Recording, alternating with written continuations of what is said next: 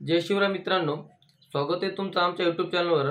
आजच्या व्हिडिओच्या माध्यमातून आपण पीएम किसान योजना याच्याविषयक महत्त्वपूर्ण अपडेट जाणून घेण्याचे प्रयत्न करणार आहोत।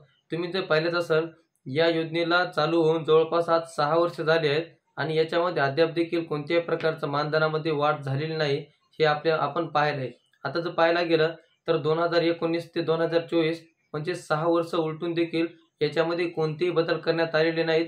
आता याच्यामध्ये यांच्या मानधनामध्ये वाढ होणार आहे की नाही, त्याच्यानंतर याच्यामध्ये पात्र शेतकरी कोणते, अपात्र शेतकरी कोणते किंवा पात्र असलेल्या शेतकऱ्यांची यादी कशी बघायची, त्याच्यानंतर याच्यामध्ये किती शेतकरी पात्र आहेत, ही संपूर्ण माहिती आपण आजच्या व्हिडिओच्या माध्यमातून जाणून घेण्याचे प्रयत्न करणार आहोत।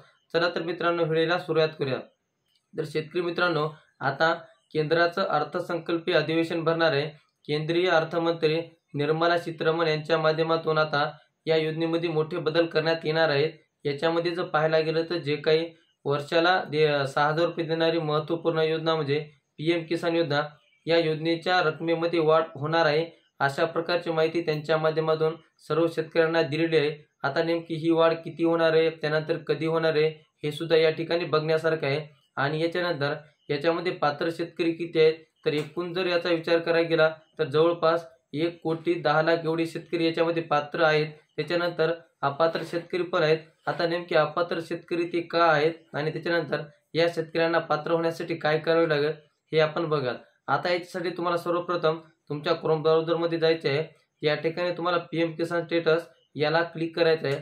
त्यानंतर तिथं तुम्हाला तुमचा आधार नंबर आणि मोबाईल नंबर टाकून तुमचं स्टेटस चेक करायचं आहे। त्या ठिकाणी जर तुमचं तिन्ही स्टेटस येस असेल, त्याच्यामध्ये लँड सीडिंग, ई-केवायसी, त्याच्यानंतर बँक सीडिंग स्टेटस, हे तिन्ही स्टेटस जर येस असले तर तुम्हाला येणारा पीएम किसानचा हप्ता सुद्धा येऊ शकतो आणि तुम्ही त्याच्यामध्ये पात्र सुद्धा असू शकता।